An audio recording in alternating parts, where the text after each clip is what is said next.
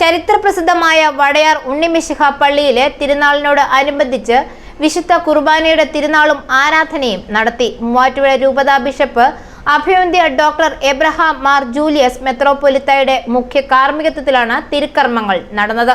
വിശ്വാസത്തോടുകൂടി നാം നടത്തുന്ന പ്രവർത്തനവും പ്രാർത്ഥനയും സമൂഹ നന്മയ്ക്കും ലോകശാന്തിക്കും ഇടയാക്കുമെന്നും ശാന്തിയും സമാധാനവും കൈവരിക്കാൻ ഇതുവഴി കഴിയുമെന്നും മെത്രാപ്പൊലിത്ത ഉദ്ബോധിപ്പിച്ചു.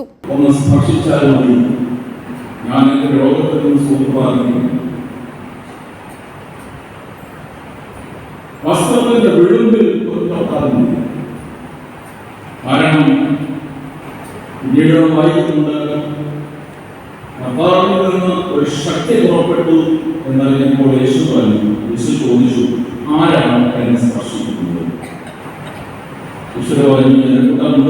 തിരിക്കുമ്പോൾ ആരാണ് സ്പർശിക്കുന്നത്? എല്ലാവരും സ്പർശിക്കുന്നുണ്ട്. പക്ഷേ ഒരു സ്ത്രീയുടെ സ്പർശനം മാത്രമേ യേശുവിന് അനുഭവപ്പെട്ടുള്ളൂ.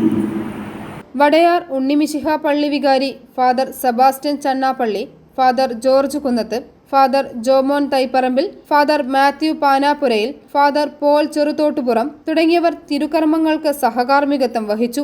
തിരുനാൾ പ്രസുതേന്തി MV മനോജ്, അഖിൽ മനോജ്, അലൻ മനോജ്, ആൽഡിസ് മനോജ്, കൈക്കാരന്മാരായ സേവ്യർ തയ്യിൽ, ജോസഫ് തോട്ടപ്പള്ളി, വൈസ് ചെയർമാൻ ജോസ് മാത്യു ചെറുതോട്ടുപുറം തുടങ്ങിയവർ ചടങ്ങുകൾക്ക് നേതൃത്വം നൽകി.